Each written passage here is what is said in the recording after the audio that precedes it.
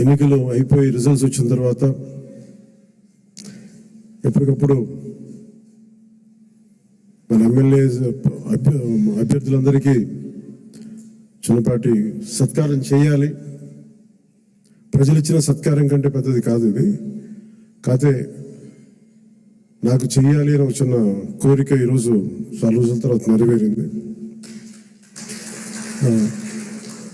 మనం చేసింది నిన్న బాంబేకి వెళ్ళి మనం మ్యారేజ్కి వెళ్తే అంబానీ గారి ఇంట్లో పెళ్ళికి వెళ్తే అందరూ కూడా మాట్లాడుతుంది 100% పోటీ చేసిన ప్రతి సీటు మీరు ఎలా గెలిచారు. భారతదేశపు రాజకీయ చరిత్రలో ఇప్పుడు దాకా జరగలేదు. ఇది ఒక కేస్ స్టడీ అయిపోయింది చాలా మందికి. చాలా పటిష్టమైన ఉన్నతమైన పొలిటికల్ ఇన్స్టిట్యూషన్స్కి వీటన్నిటికీ ఒక స్టడీ మెటీరియల్ అయిపోయింది. ఎలా సాధ్యపడింది అనేది నేను ఇదే వేదిక పైన ఈరోజు ఒకప్పుడు ఈ వేదిక చాలా పెద్దగా అనిపించేది నాకు. మన సైజు పెరగడం వల్ల, పార్టీ సైజు పెరగడం వల్ల ఈరోజు ఈ వేదిక చాలా చిన్నది అయిపోయింది. ఇదే హాల్ చాలా పెద్దగా అనిపించేది. ఎక్కువ జనం ఉండేవాళ్ళు ఆ రోజున. యాక్చువల్లీ కిటకిట్లు ఆడిపోయేది, చాలా పెద్దగా అనిపించింది. కానీ ఈరోజు తక్కువ మంది ఉన్నా కానీ ఇంత చిన్నగా ఉందంటే ఆఫీస్ అనిపించింది. అంటే నాకు అనిపించింది ఏంటంటే మనకు సాధించిన విజయం ఈ ఆఫీస్ కూడా సరిపోవట్లేదు. ఇది ప్రత్యేకంగా మనం సాధించిన విజయం చాలా గొప్ప విజయం. ఇదే మనం దెబ్బతిన్న మన పరాజయం కానీ, మనం తిన్న దెబ్బలు కానీ ఇంకెవరన్నా తగిలిండుంటే కనీసం ఒక పక్షం రోజులు కూడా నడిపేవారా అని అనిపిస్తుంది. మీరు చూశారు, ఒక రాష్ట్రానికి ముఖ్యమంత్రిగా చేసిన వ్యక్తి ఓడిపోగానే అసెంబ్లీలు కూడా లేకుండా వెళ్ళిపోయారు. ఓటమి అంత భయపడుతుంది మనిషిని.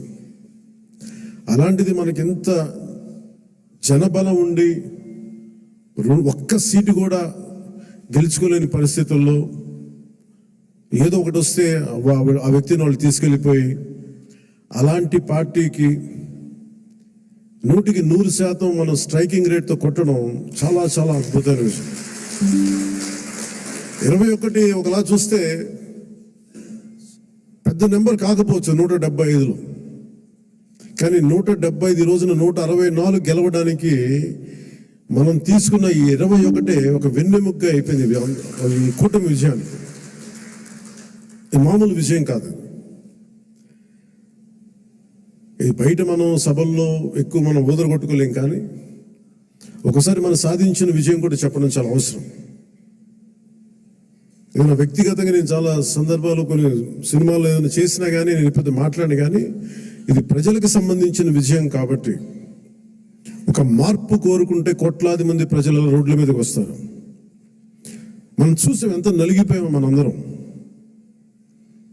ఇందాక పెద్దలు మనోహర్ గారు చెప్తున్నట్టుగా రోడ్డు మీదకి రావాలంటే భయపడిన సంవత్సరాలు అన్నీ. ఒక పోస్ట్ పెట్టాలంటే భయం అందరికీ. ఏదైనా మాట్లాడి ఒక అభిప్రాయం చెప్పాలంటే భయం. పచ్చి బూతులు తిట్టేయడం, ఇంట్లో చిన్నపిల్లల్ని పెద్దని చూడకుండా భయపెట్టేయడం, క్యారెక్టర్ అసాసినేషన్ కేసులు, సాక్షాత్తు ఒక పార్లమెంట్ సభ్యుడిని బంధించి మరీ తీసుకొచ్చి ఉన్నతాధికారుల చేత ఈ గుంటూరు ఈ సిఐడిదే ఆఫీస్లో ఆయన మీద పాశవికంగా ఆయన కొట్టించిన తీరు, 4 దశాబ్దాలు సుదీర్ఘమైన అనుభవం ఉన్న ముఖ్యమంత్రిని కూడా, ముఖ్యమంత్రిగా చేసిన వ్యక్తిని కూడా, ప్రస్తుతం ముఖ్యమంత్రిగా ఉన్న శ్రీ నారా చంద్రబాబు నాయుడు గారిని కూడా జైల్లో పెట్టించి 53-54 రోజులు అలాంటి భయభ్రాంతులు చేసిన ప్రభుత్వం.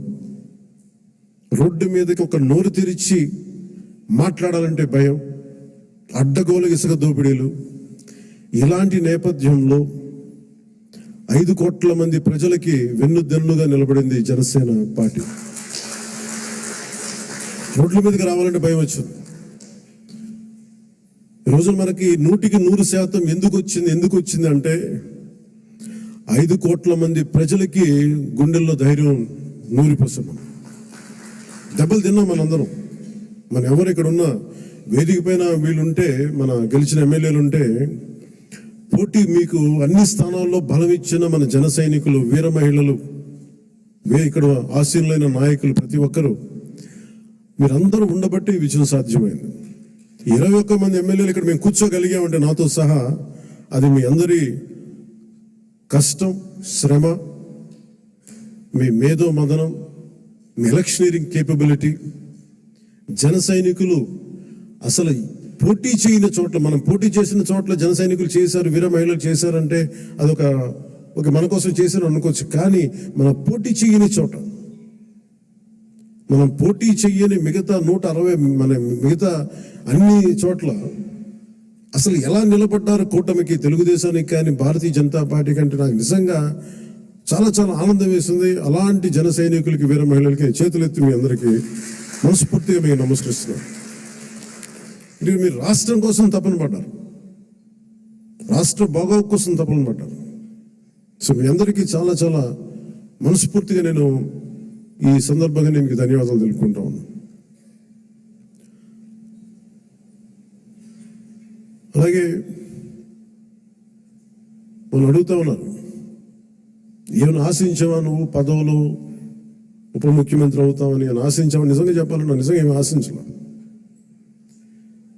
మీరు చూశారు అసెంబ్లీలో కూడా మొట్టమొదటి నేను మాట్లాడినప్పుడు, ఎవరైతే మన దురదృష్టం ఏంటంటే మనందరం కూడా చరిత్రను ఎప్పుడు మర్చిపోతూ ఉంటాం. నిన్నగాక మొన్న వచ్చిన నాయకులు గుర్తుండిపోతారు, కానీ ఈ నేల కోసం ఎవరు త్యాగం చేశారో వాళ్ళు మర్చిపోతూ ఉంటాం. మన అమరజీవి పొట్టి శ్రీరాములు గారి పేరు ఎందుకు చెప్పానంటే, పేరును ఒక డొక్కా సీతమ్మ గారి పేరు ఎందుకు చెప్పానంటే, వారి చేసిన సేవలు మర్చిపోతే మనం కృతజ్ఞహీనులు అయిపోతాం. అందుకే నాకు ప్రత్యేకించి వారి ప్రేరణతో వచ్చిన వాళ్ళు, ఒక వ్యక్తి మన కోసం ఎందుకు త్యాగం చేయాలి, అలాంటి ప్రేరణతో వచ్చాను. అందుకే నేను పదవులు ఏమి ఆశించలే. అలాంటి పదవులు ఆశించిన వాడిని నాకు వచ్చి నేనేమి ఎవరిని పదవి అడగలేదు, ఏమి చేయలేదు. మీరు చూస్తే నేను ఎక్కడ కూడా ఎలక్షన్ టైంలో నేను ఉప ముఖ్యమంత్రి అవుతానని కానీ అసలు ఏమి నేను మాట్లాడలేదు, దాని గురించి చెప్పలేదు. పదవులు ఉన్నా లేకపోయినా పని చేద్దాం, ప్రజల కోసం పనిచేద్దాం, నిలబడదాం, ఈ తప్ప వేరే ఆలోచన లేదు. అలాంటి మనకి ఈరోజున మన ప్రభుత్వంలో భాగస్వామి అవ్వటం మనందరికీ కూడా చాలా పెద్ద బాధ్యత. మనం ఈ 21 మందిని కూడా మన ఎమ్మెల్యేలు కానీ మిమ్మల్ని కానీ కలవడానికి ఎందుకు ఎంత టైం పట్టింది అని అంటే, నేను ఎప్పుడు అధికారం నేను చూడలేదు, ఎమ్మెల్యేగా అడుగు పెట్టలే, అధికారం ఎప్పుడు చూడలే. ప్రజలతో పోరాటం చేసుకుంటూ వెళ్ళిపోయాను తప్ప ఎక్కడ కూడా అధికారం ఎలా ఉంటుంది, దాని తాలూకు కష్ట నష్టాలు ఏంటి, దాని లోతుపాత ఏంటి మనకి ఎప్పుడు తెలియదు. అసలు నాకు బాధ్యత తీసుకోగానే చాలా కీలకమైన శాఖలు మనం తీసుకున్నాం. సివిల్ సప్లైస్, అలాగే సినిమాటోగ్రఫీ, టూరిజం, దాంతోపాటు పర్యావరణం, అటవీ శాఖ, అలాగే పొల్యూషన్ శాఖ, పంచాయతీరాజ్, రూరల్ వాటర్ సప్లై, ఇన్ని కీలకమైన శాఖలు తీసుకున్నప్పుడు నాకు ఒకటి అనిపించింది, చాలా అవగాహన ఉండాలి. ప్రత్యేకించి శాఖలు కూడా నేను అందరూ అనుకోవచ్చు ఎందుకు పెట్టుకున్నాను నేను ఈ శాఖలన్నీ అంటే, ఇది నా మీద చాలా బాధ్యత ఉంది. పదే మాట్లాడాను నేను. కొంత దాన్ని సంపూర్ణంగా ఒక విధి విధానాలు ఏర్పరిచిన తర్వాత సరైన సమయంలో బాధ్యతల నుంచి కూడా తప్పుకుంటాను, ఇంకెవరికైనా కూడా అప్పగించేస్తాను. కాకపోతే అది చేసే ముందు ఖచ్చితంగా విధి విధానాల మీద చాలా బలమైన ఒక విధి విధానాలు బలంగా ఏర్పరిచి ఆ బాధ్యతలు అప్పుడు అప్పచెప్తాను. అలాగే మనందరి మీద కూడా 5 సంవత్సరాల కాలం గిరుం తిరిగిపోతుంది, ఎక్కువ సమయం పట్టదు. అలాగే మన ఎమ్మెల్యేలందరికీ కూడా, పోటీ చేయని చోట్ల కూడా మన నాయకులందరికీ కూడా ఇది భవిష్యత్తు ఉన్న పార్టీ. అది మరి ఎంత బలంగా మనం చేయకపోతే దేశం మొత్తం మన వైపు చూసేలా చేసింది. దేశం మొత్తం ఈ రోజున ఎవరన్నా సరే దేశం మొత్తం మీద ఢిల్లీలో ఎక్కడికి వెళ్ళినా నన్ను పదే పిలిచి గౌరవిస్తున్నారంటే అది మీ అందరూ చేసిన కష్ట ఫలితం. అది నేను ఒక్కడిని చేశానని కానీ, నేను ముందు నడిపించానేమో కానీ నాతో పాటు నడవడానికి మీరందరూ ఉండి 21 మంది మనకి సభ్యుల్ని, 2 పార్లమెంట్ సభ్యుల్ని గెలిపించుకొని తీసుకెళ్ళటం ఆషామాషి విషయం కాదు. మన ఉదయ్ గారు కానీ బాలశౌరి గారు కానీ మనం అడుగుతున్నారు, నెక్స్ట్ పార్లమెంట్ సెషన్స్ ఉన్నాయి, ఏం మాట్లాడాలి అంటే ఉదయ్ గారు కూడా చెప్పారు, మీరు ముందు అవగాహన చేసుకోండి, ఎలా మాట్లాడాలి, ఏం మాట్లాడాలి, ఈ సెషన్ అంతా అవగాహన చేసుకోండి. ఏదైనా కీలకమైన పరిస్థితులు అంశాలు ఉంటే సీనియర్ పార్లమెంటరీ బాలశౌరి గారు ఉన్నారు, ఆయన ముందుకు తీసుకెళ్తారు. ప్రధానమంత్రి గారితో కూడా చెప్పేటప్పుడు ఏం మాట్లాడాలని అడిగితే ఉదయ్ గారికి బాలశౌరి గారికి ఒకటే చెప్పాను, 140 కోట్ల మంది బరువు మోసే ప్రధానమంత్రి గారికి మనం సహాయపడాలి కానీ ఆయన బరువు పెంచకూడదు. ఇది ఒకటే చెప్పండి, నా మాటకి చెప్పండి ఆయనకి. మేము మీకు బరువు తగ్గించే వాళ్ళమే కానీ బరువు పెంచే వాళ్ళం కాదు. అందరూ అడుగుతూ ఉన్నారు, ఎందుకు వెళ్ళి మీరు ప్రధానమంత్రి గారిని కలవరు, వెంటనే కలవచ్చు కదా అంటే నాకు తెలుసు ఆయనకి ఆయన గుండెల్లో స్థానం ఉన్న తర్వాత ఆయన పక్కన నిలబడాలి. అది అవసరమైన మేరకు సరైన పరిస్థితులు వచ్చినప్పుడు ముందుకు తీసుకెళ్తాం, కలుస్తాం. అందుకే దశాబ్దం పాటు ఆయన కలవకపోయినా నేను ఎప్పుడు కూడా బాధ్యతలు మోసే ప్రతి ఒక్కరికి కూడా అండగా ఉండాలని కోరుకునేవాడిని. బరువు పెట్టకూడదు వాళ్ళకి, కనీసం కూర్చోబెట్టి ఒక ఫోన్ కాల్ కూడా చేయను. ఎందుకంటే మీకు అవసరమైతే ఒకటే చెప్తాను, మీకు అవసరమైతే నేను ఎప్పుడు ఉంటాను, ఒక్క మాట చెప్పండి, నేను మీకు అండగా ఉంటానని చెప్తాను. నాకు అట్లా జన సైనికులు, వీర మహిళలు బలంగా నిలబడిపోయారు. నాకు ఏం ఆశించలేదు, ఎవరు కూడా చిన్న పదవి ఆశించలా, ఏం ఆశించలా. వాళ్ళ కోరికల్లో మార్పుగా రావాలి, ఆ మార్పు కోసం మేము నిలబడాలి అని ఒక కట్టుదిట్టమైన ఆకాంక్ష తప్ప ఇంకే స్వార్థం లేదు. అలాగే మన నాయకులు కూడా, పోటీ చేయని నాయకులందరికీ కూడా పేరు పేరున మీ అందరికీ ధన్యవాదాలు తెలుపుకుంటా ఉన్నాను. నేను 21 సభ్యులు మొన్న పిఠాపురం సభలో కూడా చెప్తా ఉన్నాను. చిన్నప్పుడు మా టీచర్ చెప్తా ఉన్నారు, ఆయన బైబిల్లో ఇప్పుడు నేను సిచ్యువేషన్కి వెళ్ళే టైంకి ఆవిడ ఏదో చదువుతూ ఉండారు, బైబిల్ చదువుతూ ఉండాలి. ఆవిడ మాట్లాడాను, ఏదో ఒక రోజు వెళ్తే ఏదో చదువుతూ ఉంటే నన్ను పిలిచి, నువ్వు ఇది ఎన్రా నీకు మంచిదని చెప్పారు. ఎందుకు చెప్పారు తెలియదు కానీ నిజంగా పనికి వచ్చింది నాకు. తను తగ్గించుకున్నవాడు హెచ్చింపబడును, నీకు మంచిది అవుతారా నీకు.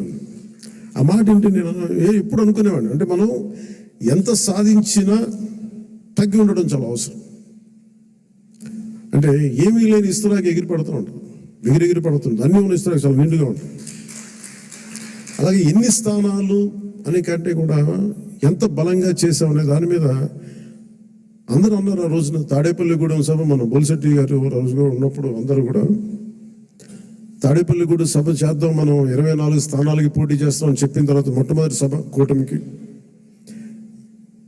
ఎప్పుడు వచ్చి ఉధృతి లేదు. ఆ రోజున అందరూ చెప్తారు, నాకేం తేడా కనిపించలేదు కానీ బట్ అందరికీ ఒకటే అనిపించింది, ఉధృతి లేదు, హుషారు లేదు, మీరు పాడు చేసిన నానా రకాలుగా మీ అందరికి అభిప్రాయాలు ఉన్నాయి. ఆ రోజున నేను దాన్ని తప్పని చెప్పట్లా.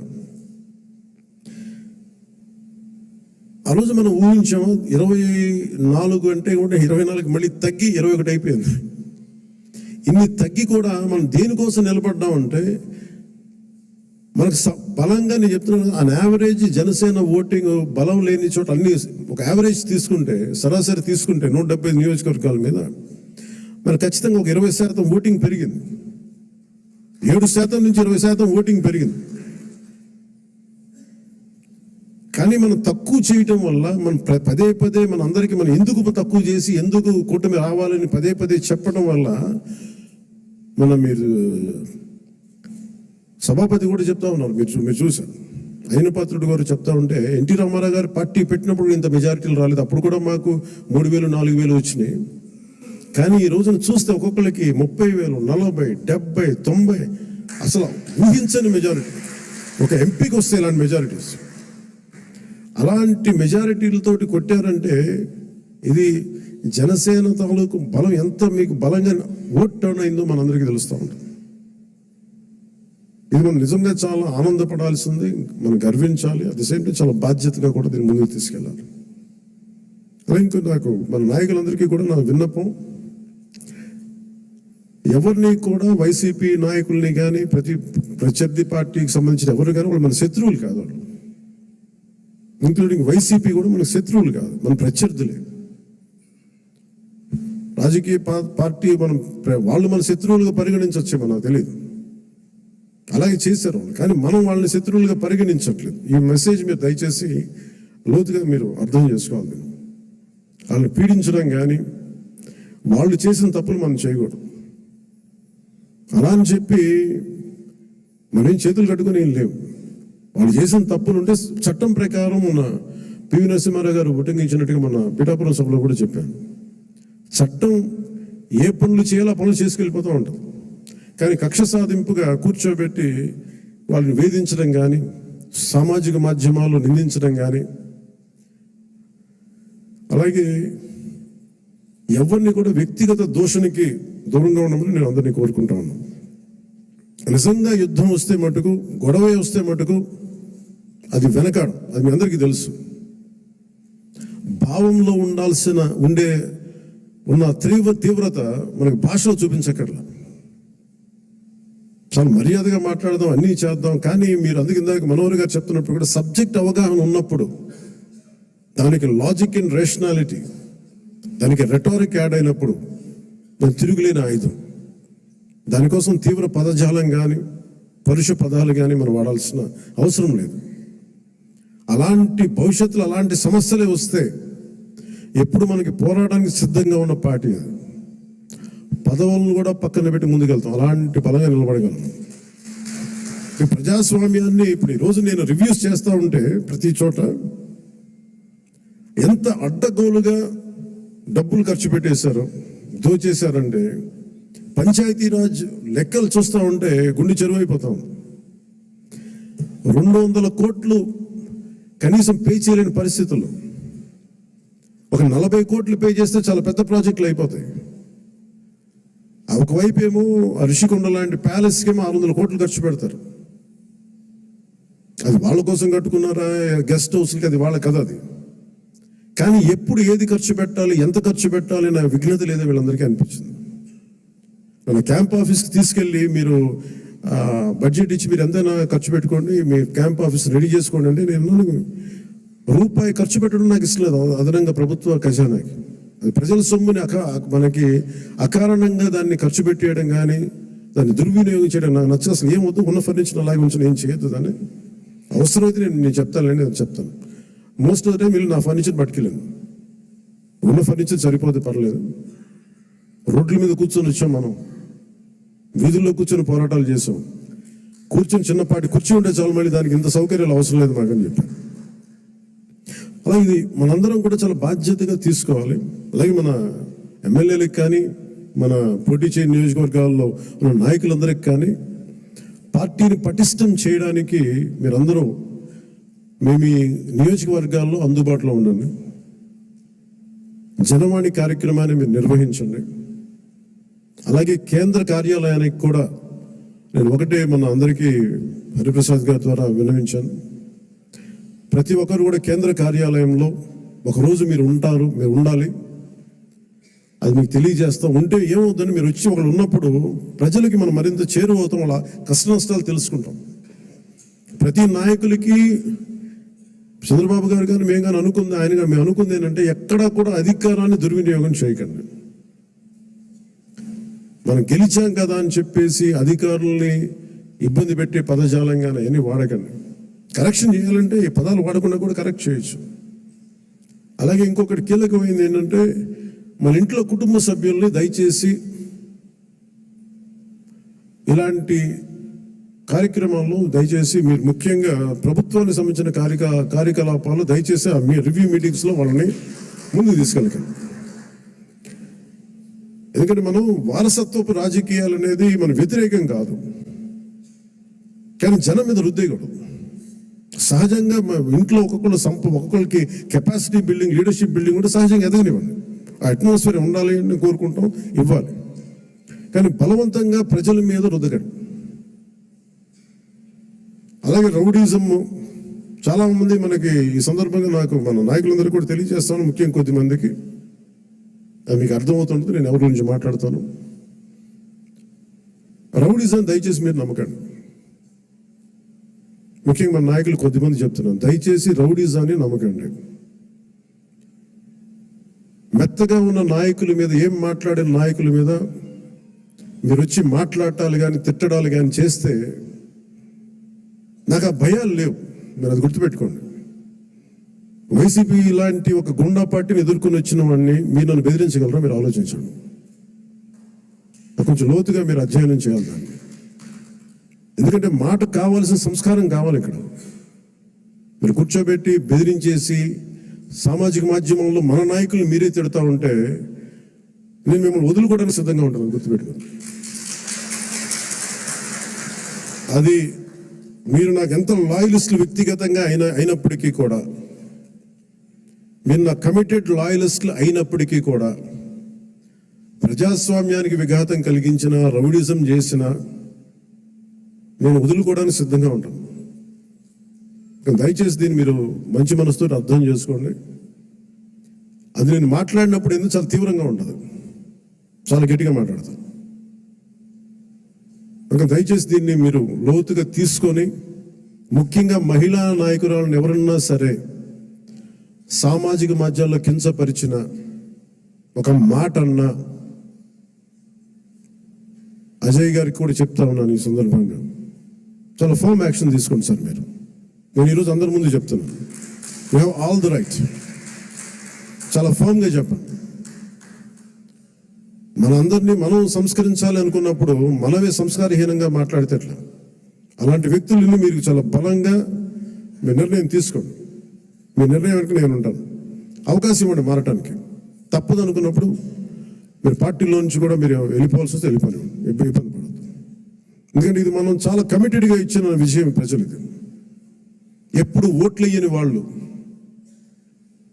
ఎప్పుడు ఓట్లు వేయని వాళ్ళు ఎక్కడో అమెరికాలోనూ దుబాయ్లోనూ వలస కార్మికులుగా జీవితాలు వెళ్ళిపోయి ఒక 40,000 ఎప్పుడో వస్తే చాలా ఇంటికి పంపించుకునే వాళ్ళు కూడా 50, 60, 1.5 లక్ష రూపాయలు ఖర్చు పెట్టుకొని, వాళ్ళు పెద్ద డాక్టర్లు కాదు, ఐటీ ఉద్యోగాలు కాదు, చిన్న సూపర్వైజర్లు, రవాణాలో పనిచేసే కార్మికులు, డ్రైవర్లు, వాళ్ళు వచ్చి 40, 70,000 ఖర్చు పెట్టి మరి ఓట్లేసి వెళ్ళారు ఇక్కడికి.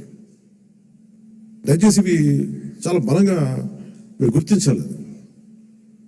నేను లేకపోతే పార్టీ ఏమవుద్ది అని చాలా మందికి ఉంటుంది. దయచేసి అలా అనుకోకండి. ఏమవుద్ది, పార్టీ నడుస్తుంది. అది ఎలా ఉంటుందండి, ఇప్పుడు జనసేన లేకపోతే భారతదేశం రాజకీయ చరిత్ర ఆగిపోద్దా? పవన్ కళ్యాణ్ లేకపోతే భారతీయ రాజకీయ చరిత్ర ఆగిపోతే ఆంధ్రప్రదేశ్ రాజకీయాలు ఆగిపోతాయి. దీన్ని నేనేం చేస్తాను, అవకాశంగా తీసుకోవాలి ప్రజలకు సేవ చేయడానికి తప్ప, నేను లేకపోతే పాలిటిక్స్ లేవు, నేను లేకపోతే అసలు వీళ్ళు ఎలా గెలుస్తారు.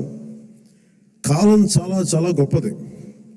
ఇలా విర్రవీగిన వాళ్ళకి 11 సీట్లతో పరిమితం చేసిన వాళ్ళకే అంత ఉంటే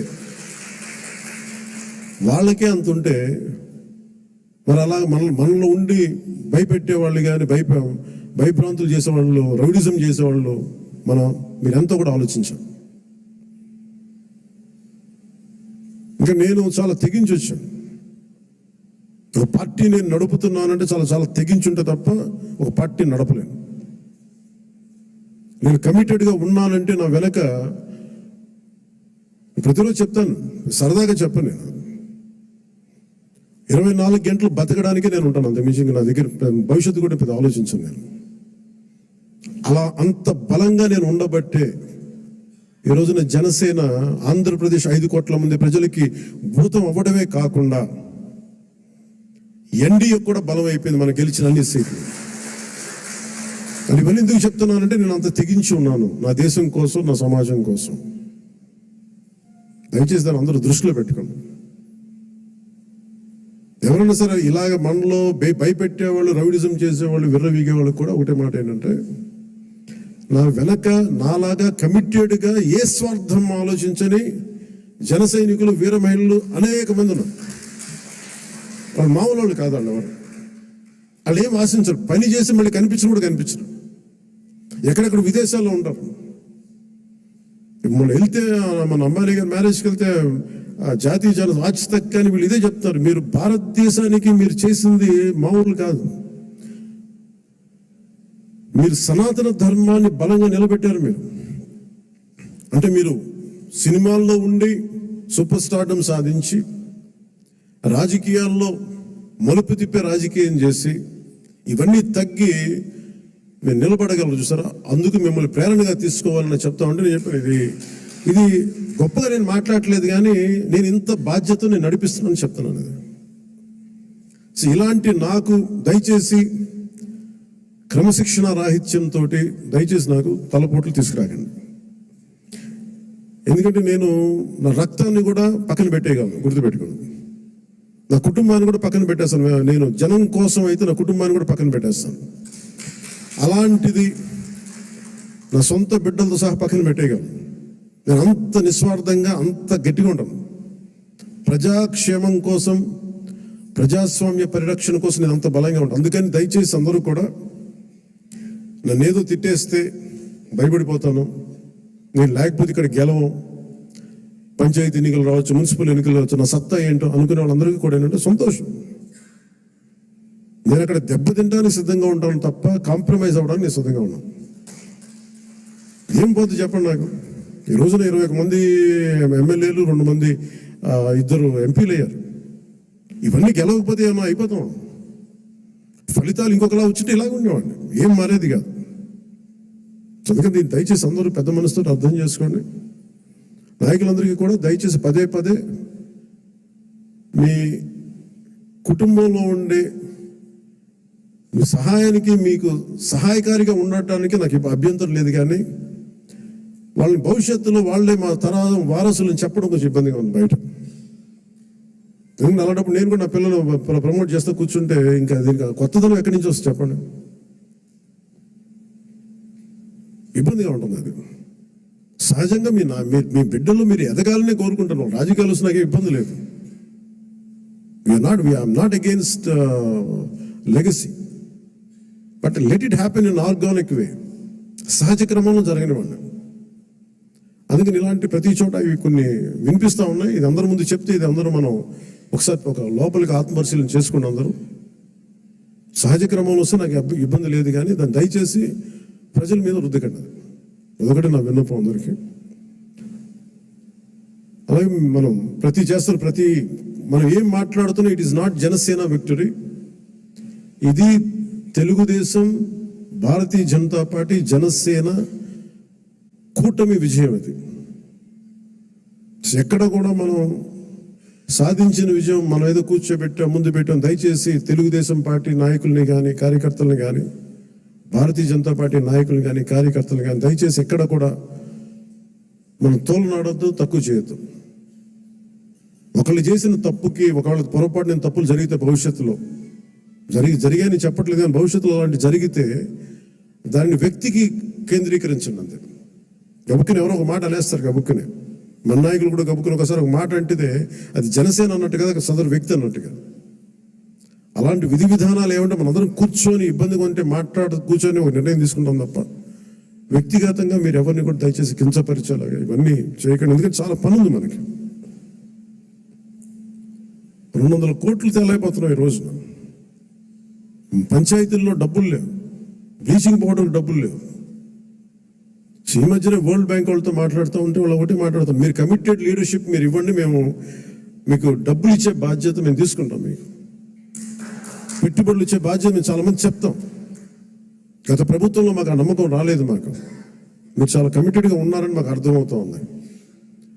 Asian infrastructure industrial development bank కానీ, వరల్డ్ బ్యాంక్ కానీ అందరితో మాట్లాడుతూ ఉంటే నా సైడ్ నుంచి పెద్ద పరిపాలన అనుభవం లేనివాడిని. అందుకని చంద్రబాబు గారి అనుభవం చాలా అవసరం రాష్ట్రానికి. నేను మొదటి నుంచి అదే చెప్తున్నాను, ఇప్పుడు అదే చెప్తున్నాను. ఎందుకంటే 4 దశాబ్దాల సుదీర్ఘ అనుభవం, పరిపాలన అనుభవం ఈ రాష్ట్రానికి చాలా కీలకం. అలాంటి పరిపాలన దక్షత ఉన్న వ్యక్తికి నాతో సహా అందరూ చేదోడు వాదోడుగా ఉండాలి. ఈ కూటమి ప్రజలకి సుస్థిరత ఇచ్చి ప్రజలు తమ స్వశక్తి మీద నిలబడే వరకు ఈ కూటమి మనస్ఫూర్తిగా ఉండాలని కోరుకుని దీన్ని ఈ సందర్భంగా మీ అందరికీ తెలియజేసుకుంటున్నాను. సో మీ అందరికీ కూడా పేరు పేరున ఈ సమావేశానికి ఇచ్చేసినందుకు మీ అందరికీ ధన్యవాదాలు తెలుపుకుంటూ, అలాగే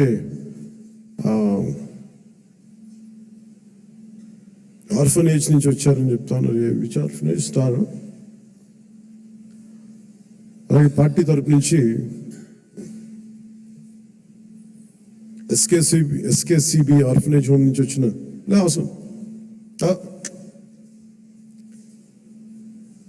ఎస్కేసిబి orphanage home, Shine orphanage home నుంచి వచ్చిన SKCB orphanage home Swarnalatha Pushpalatha గారికి, షైన్ ఆర్ఫనేజ్ హోమ్ సంధ్యారాణి గారికి, జి సంధ్యారాణి గారికి, ఎన్ సంధ్యారాణి గారికి మనస్ఫూర్తిగా మీ అందరికీ నా హృదయపూర్వక నమస్కారాలు.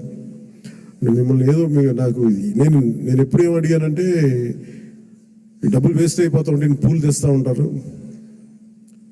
అలాగే విగ్రహాలు ఒకటి తేవడం, ఇవి కూడా దయచేసి నేను దాన్ని డిస్కరేజ్ చేస్తూ ఉంటాను. ఈరోజు కాయగూరలు ఎందుకు చెప్పండి, కనీసం మనకి ఇచ్చేది ఏదైనా ఉంటే కనీసం కొంతమంది పిల్లలకి ఒక పూట తిండి అవుద్ది. మీరు కూడా ఏదైనా ఇవ్వాలనుకుంటే నాకు కూడా ఇవ్వక్కర్లేదు, దయచేసి డైరెక్ట్గా ఆర్ఫనేజెస్కి ఇవ్వండి. నాకు ఒక మాట చెప్పండి చాలు. మీకు పూలు గుర్తిద్దాం అనుకుంది వాళ్ళకి ఈ విధంగా ఒక 2,000 5,000 వాళ్ళకి మన అనాథాశ్రమాలకు ఇచ్చాం. లేదంటే డొక్కా సీతమ్మ క్యాంటీన్లకు, అన్న క్యాంటీన్స్కి మేము అక్కడ డొనేషన్గా ఇచ్చాం. 10 మంది భోజనం చేస్తారు. సో అలాగే నా తరపు నుంచి, పార్టీ తరపు నుంచి కూడా 2 ఆర్ఫనేజెస్కి ₹1,00,000 చొప్పున నేను ప్రకటిస్తున్నాను అందరూ. అలాగే ఉట్టి చేతులతో మిమ్మల్ని కూరగాయలు ఇచ్చి పంపించడం నాకు కొంచెం ఇబ్బందిగా ఉంది. అందుకని మనస్ఫూర్తిగా మీ ఆర్ఫనేజెస్కి చెక్ రాసి రెడీ చేయండి, 1 lakh ఇచ్చి. సో మీ అందరికీ ధన్యవాదాలు తెలుపుకుంటూ, ఇది మీకు నాయకులందరికీ కూడా చెప్తాను, సరైన పదవులు. ఇప్పుడు నేను హరిప్రసాద్ గారిని ఎలా గుర్తించాను, కష్టం చేసిన వ్యక్తిని నేను ఎప్పుడు మర్చిపోను, గుర్తించను. నేను గుర్తించకుండా గుర్తిస్తాను కదా. మనకున్న పరిమితమైన అధికారం స్థానాల వల్ల కొంత మనం టీడీపీ తోటి, భారతీయ జనతా పార్టీ తోటి ప్రధానంగా మనం పంచుకోవాలి కాబట్టి కొన్ని బ్యాలెన్స్ చేసుకోవాలి, అడ్జస్ట్ చేసుకోవాల్సినవి ఉంటాయి. అందరూ నన్ను చైర్మన్ పదవులు తప్ప ఎవరు తక్కువ అడగట్లేదు. దయచేసి అందరూ చైర్మన్ కూడా లేవు. TTD board member, TTD board chairman, అన్ని చైర్మన్లు అడుగుతా ఉంటే నేను చంద్రబాబు గారి దగ్గర ఎలా తీసుకెళ్ళాలో తెలియట్లేదు. మరి మా పార్టీ సంగతి ఆయన ఏంటంటే నేను ఏం చెప్పను అని కొంచెం పెద్ద మనసుతోటి నేను అందరికీ ఆ ఫెసిలిటేట్ చేయడానికి ప్రయత్నం చేస్తాను. మనందరికీ ఎవరైతే చేశారో. కానీ ఇది పదవుల దగ్గర ఆగిపోదు. మీకు నా గుండెల్లో స్థానం ఉంది, మనం మర్చిపోదు. నేను కూడా ఇక్కడ దాకా వచ్చి నిలబడ్డాను అంటే, ప్రధానమంత్రి గారు మనం అందరూ అడుగుతున్నారు, మీరు పార్లమెంట్లో మీరు కొంచెం క్యాబినెట్ ర్యాంక్ తీసేసుకోవచ్చు కదా. అది నేను ట్రాన్సాక్షన్ కాదు, నాకు దేశం మీద ఇష్టం. నాకు నచ్చిన నాయకుడు, మనకు నచ్చిన పార్టీ బీజేపీ తెలియదు తప్ప కూర్చోబెట్టి నేను ఈ పదవి నేను మీకు చేశాను కాబట్టి నాకు ఒక ట్రాన్సాక్షనల్ బేసిస్ మీద రాజకీయం చేయండి. సో మీరు కూడా ఆ విధానంలో ఉండాలని కోరుకున్నాను. ఎందుకంటే మీలాగా ఉంటేనే పార్టీకి నిలబడతాం. నేను చూస్తే భారతీయ జనతా పార్టీ విధి విధానాలు చూసి చాలా నేర్చుకోవాలి మనం. ఆర్ఎస్ఎస్లో ఒక ఫ్లోట్ చేసిన ఒక పార్టీ అది. సంఘ్ నుంచి చాలా మంది నాయకులు వచ్చి నిస్వార్థంగా చేసి వెళ్ళిపోతారు. వాళ్ళు గుర్తింపు కూడా ఉండదు. జనరల్ సెక్రటరీ అవుతారు, నెక్స్ట్ మినిట్లో వాళ్ళకి మళ్ళీ కార్యకర్తలు వెళ్ళిపోతారు.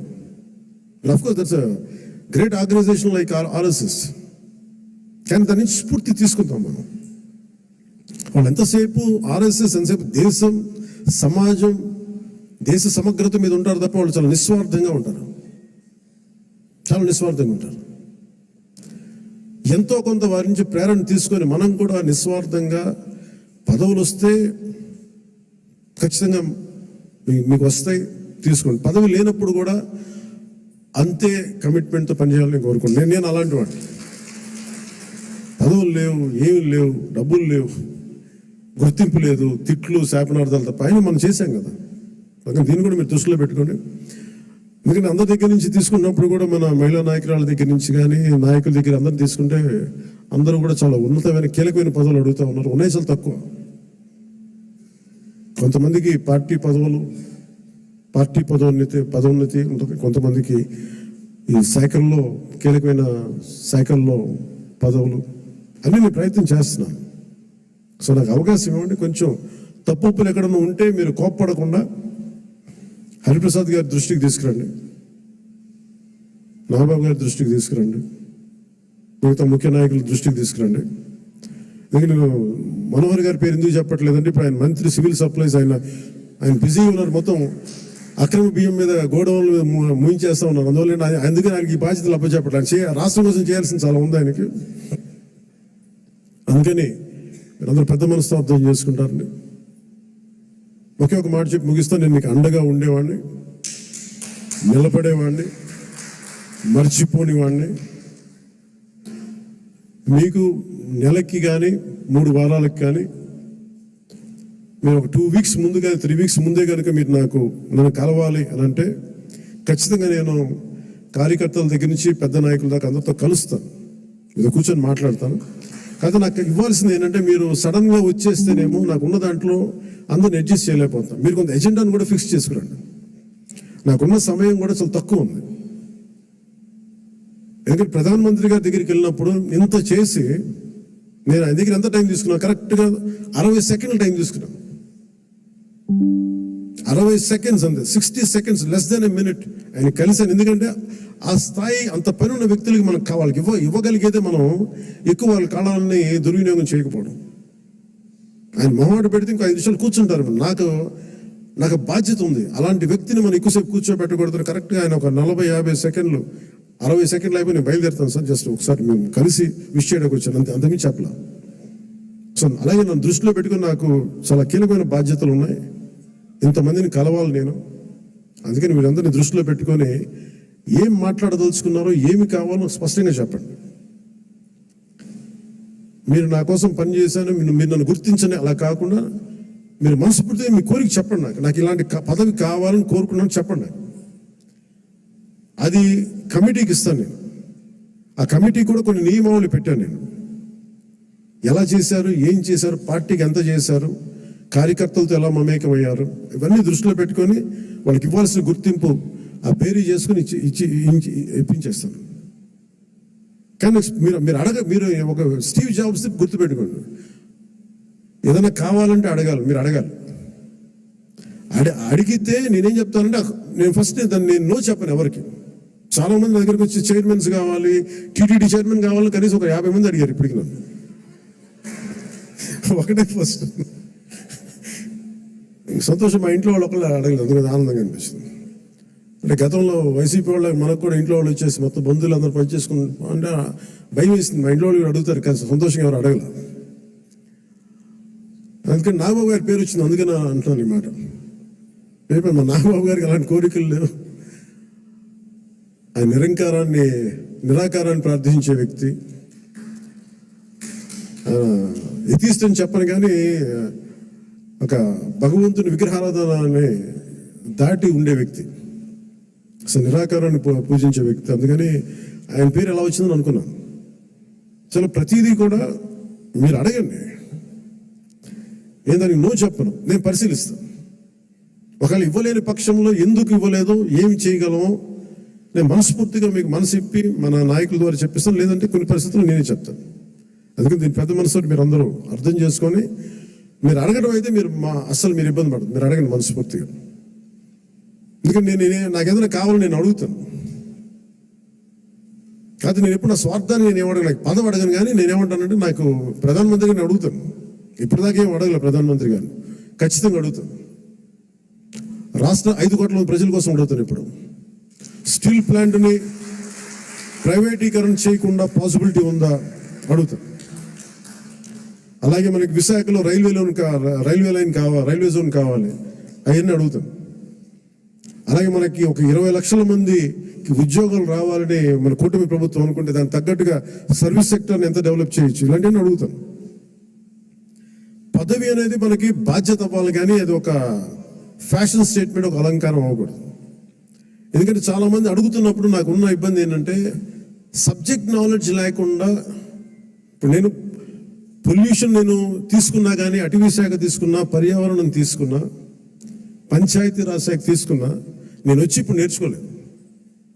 నేను కనిపించడం మీకు పొలిటికల్గా న్యూస్ లేదంటే ఒక నాయకుడిగా కనిపించవచ్చు, కానీ పబ్లిక్ పాలసీని చాలా లోతుగా అధ్యయనం చేసి వచ్చినవాడిని నేను లాస్ట్ 20 yearsలో.